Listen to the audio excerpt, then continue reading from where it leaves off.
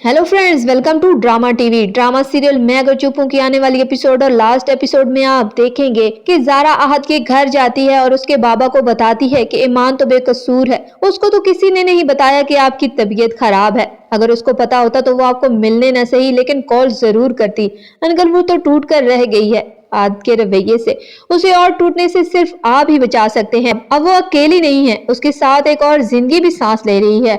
आप दादा बनने वाले हैं। ये खबर सुनकर आलम साहब बहुत खुश हो जाते हैं कि तुम सच कह रही हो ना। तो ज़ारा कहती है जी मैं सच कह रही हूँ, बस अब आप उसको घर ले आए। तो आहद के बाबा कहते हैं कि बस तुम अब फिक्र न करो, मैं आज ही ईमान को घर ले आऊंगा और आहद की भी कोई बात नहीं सुनूंगा। सैरिश टेरेस पे खड़ी उनको देख रही थी लेकिन उनकी कोई बात भी नहीं सुन सकी। ईमान अपनी दादी से कहती है कि सैरिश को भी मेरे साथ वापस आ जाना चाहिए था, उसका वहाँ अकेले रुकने का सवाल ही नहीं बनता था। हमने तो बहुत बार उसको वापस आने के लिए कहा है लेकिन वो हमारी बात नहीं मानने को तैयार।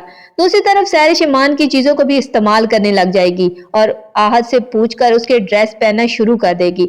आहद को उसे देखकर लगेगा जैसे ईमान आ गई है लेकिन फिर अपने ख्याल को जुटला देगा। सुबह नाश्ते की टेबल पर आलम साहब कहते हैं कि आहद आज मैं ईमान को घर वापस ले आऊंगा, उसके बगैर ये घर बहुत सोना सोना लगता है।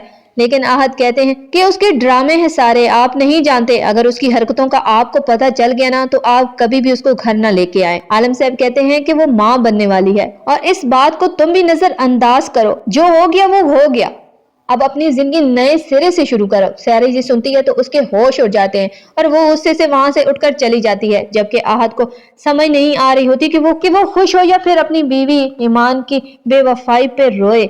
आहद के बाबा कहते हैं कि तुम्हें इतनी बड़ी खुशी मिली है, तुम सारी गलतफहमी को दूर कर दो और ईमान को ले आओ वापस। तो आहद अपने बाबा की बात मान लेता है और ईमान को घर ले आएगा।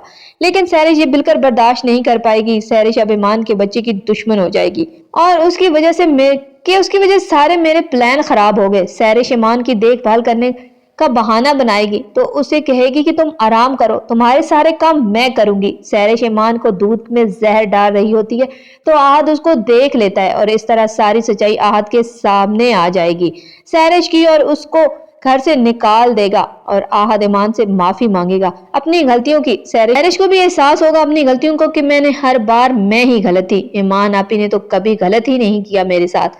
मेरे बारे में सैरिश भी सबसे माफी मांगेगी और सब उसको माफ कर देंगे।